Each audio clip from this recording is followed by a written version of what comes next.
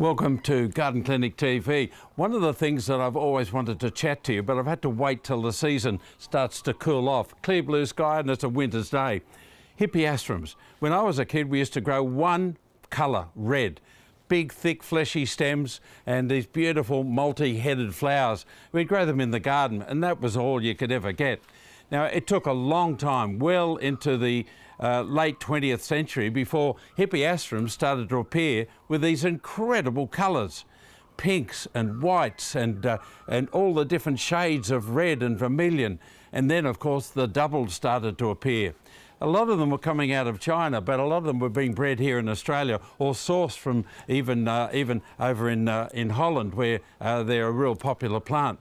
The interesting thing about the Hippeastrum, or Amaryllis, now you may see it written up as Amaryllis, depending on which reference book you choose. They switch the names around, but I still use the old name of Hippeastrum. But whether it's Hippeastrum or Amaryllis, they're a great plant to grow in a pot.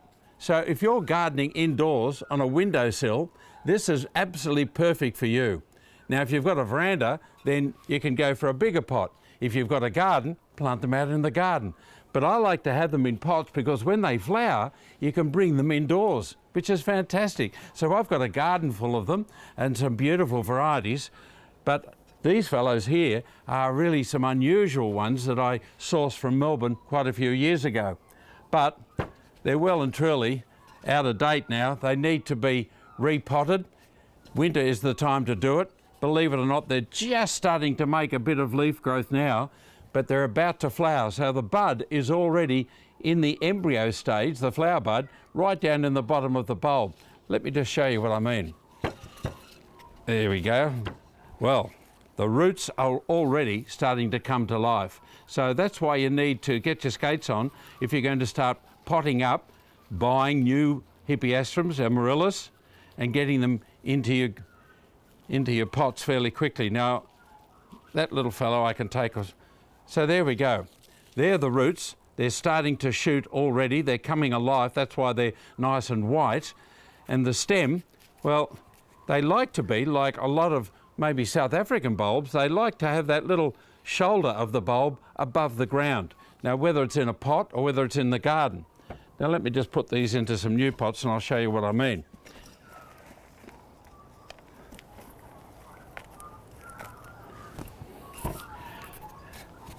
Okay, now I'll pot this fellow up here slowly. There's still a lot of little fine root hairs on this little fellow here. I'll leave those there, but it's those lovely new lush white shoots that I really want to keep. So a bit of potting mix in, good quality potting mix, and then start to backfill.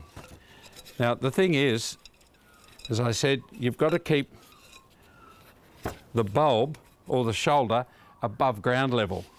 Now, all the different varieties you'll start to see in garden centres now. In fact, occasionally you see them in supermarkets. But as you can see, it's highly technical.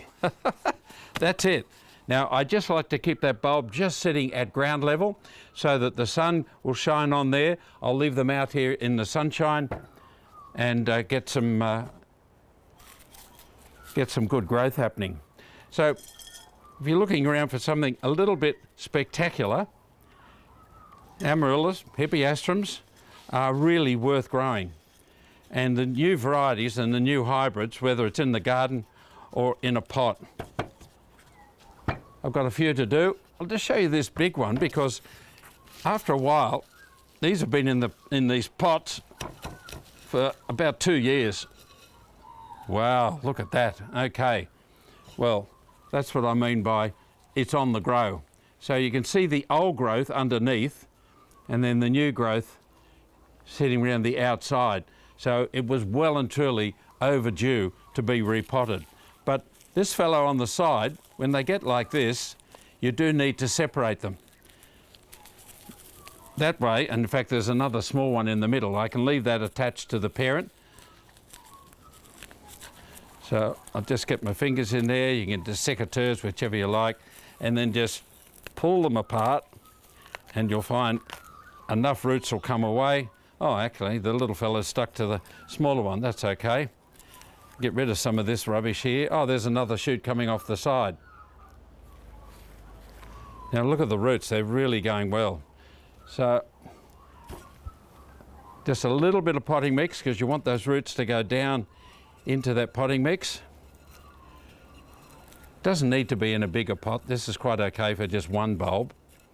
The best place I ever saw them was in China back in, I think it was 99 and 2000.